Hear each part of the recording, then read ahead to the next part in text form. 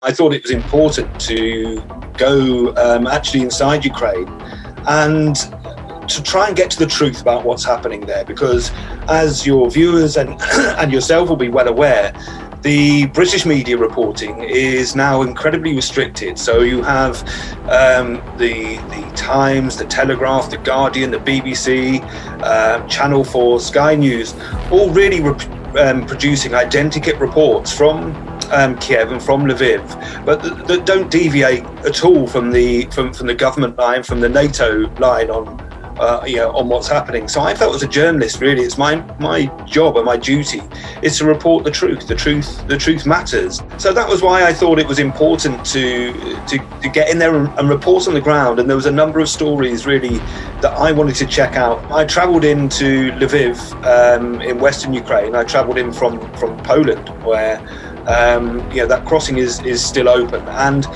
I have to say that the first thing that struck me really was on my coach on the way in, I was sat opposite a man with a tattoo of a gun on his face, dressed in fatigues. Now, we don't really judge by, or we shouldn't really judge by appearances, but I think that told me really everything that I needed to know before I'd even entered Lviv. And the city itself was essentially full of fascists and mercenaries, people in military fatigues that are using civilian transport networks to enter Ukraine. And were there any checks on those people getting in? Any questioning as to where they were going, etc.? Absolutely. I mean, these people. This is the irony, really, is that the people that are dressed in military fatigues and are coming to fight on the Ukrainian side are welcomed with open arms. I mean, they roll the red carpet up and they're slapped on the back and and treated as heroes. And that's the irony. I went in armed with a pen and a camera, and what happened to me was very stark contrast. I mean, if I'd have gone in military fatigues and a gun and said that I'm going off to kill Russians, then I would have been made very welcome.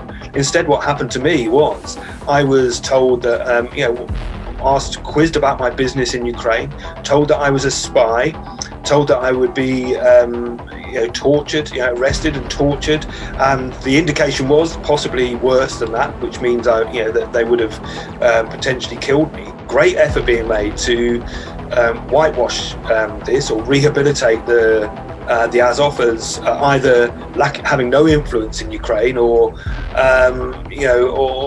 being just simply misunderstood nationalists. I deconstructed this. The BBC showed what I can only describe as a 9-minute masterclass in fascism denial.